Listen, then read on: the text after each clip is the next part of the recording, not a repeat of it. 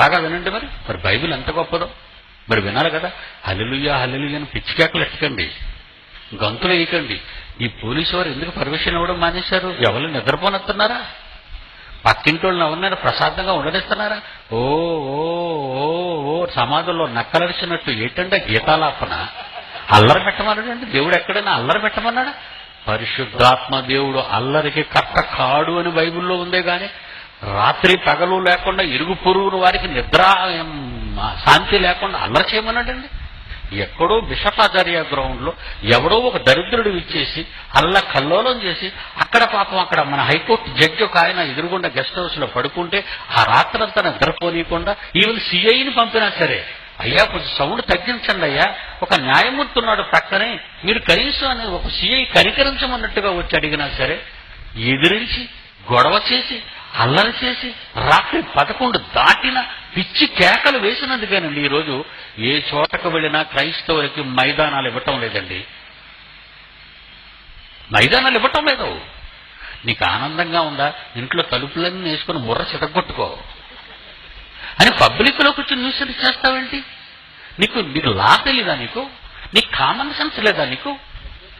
నీ గదిలోకి వెళ్ళి ప్రార్థన చేసుకోమంటే గదిలోంచి బయటకు వచ్చి కేకలేస్తావేంటి నువ్వు? ప్రశాంతమైన వాతావరణంలో పాఠం చెప్పండి.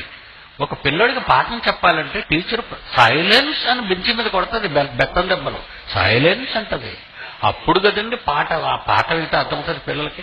ఎవడ మట్టుకాలు మాట్లాడుకొని ఎవడ మట్టుకాడు బెంచీల మీద గెంతుకొని ఎవడ మట్టుకాడు జెండాకి జై అంటే ఆవిడేం చెప్తుందండి? నాయనా దేవుని కుమారుడా, నువ్వు దేవుని బిడ్డవు కదా అని అనొచ్చు కదా. ఓ కుమారుడా అంటాడు. ఏంటండి అడిగే ఇచ్చండి, అడిగే పెద్ద రోగం అంటది. నీ కొడుకునప్పుడు అలా పిలిచావురా నువ్వు ఓ కుమారుడా అని? ఈ ఓవర్ యాక్షన్ దానికి ఎంత సున్నితంగా పిలుస్తారంటే మీ బిడ్డని నాన్న రారా అంటారు. చాలు అడొస్తాడా? నువ్వు ఇలా గరిస్తాడు భయపెట్టుకుని పారిపోతాడు. మా బాబుకు దెయ్యం పట్టిందని సమాజంలో క్రైస్తవ్యానికి కళంకం తెచ్చిన దొంగ సన్నాసులు ఉన్నారండి ఈరోజు. క్రైస్తవ్యంలో పుట్టగొడుగుల్లో పుట్టుకొస్తున్నారండి ప్రతిరోజు.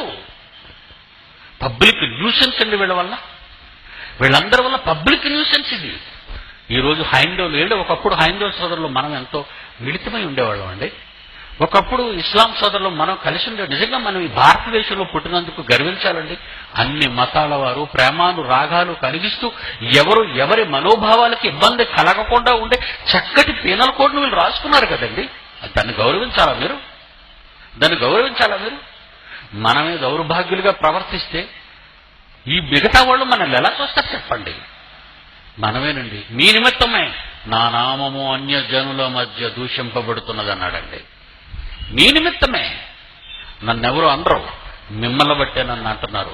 నన్నెవరు కాకుండా ఉండలేరు, కానీ మీ నిమిత్తమే నా పిల్లలు నా కాకుండా పోతున్నారు. అది దేవుడు వేసిన నిందండి, దేవుడు ఏడుస్తున్న ఏడుపండి. క్రైస్తవుడు తెలుసుకుంటున్నాడండి ఈరోజు. కేకలు, అల్లరి, గొడవ వద్దండి.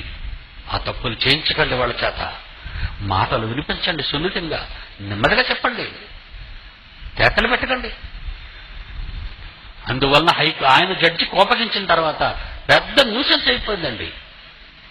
ఈరోజు మాకెందుకు గ్రౌండ్ ఏమన్నారు? అలాంటి కేకలు కూడా ఇక్కడ అరుస్తారు. ఎందుకంటే పక్కన పోలీస్ అఫీషియల్స్ వీళ్ళు ఉన్నారు, గవర్నమెంట్ అఫీషియల్స్. వాళ్ళకి న్యూసెన్స్ చేయించండి.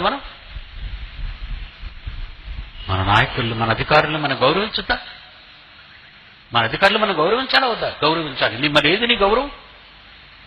ఒక న్యాయమూర్తికి నిద్ర లేకుండా రాత్రంతా అల్లరి పెట్టేటట్టుందా ఆ బోధకుడు ఎవడో వచ్చి అక్కడ ఆ బిషపజారీ గ్రౌండ్ లో? వద్దండి. క్రైస్తవుడు అంటే శాంతి, సమాధానం. ఏమండి బాగా ఆలోచించిందట. కనుక ఈ క్రీస్తు శకం 1910లో మిలిటన్ కోవిచ్ యుగోస్లేవియాకు చెందిన వాళ్ళు, అదే చాప్లన్ లస్కర్ అమెరికా, వీరు ఏమన్నారటండి? భూ వాతావరణములో చంద్రుని వలన ఋతువులు ఏర్పడుతున్నాయని చెప్పారు. ఎప్పుడు చెప్పారండి? 1910. ఎప్పుడు చెప్పారండి? కరెక్ట్గా చెప్పాలి.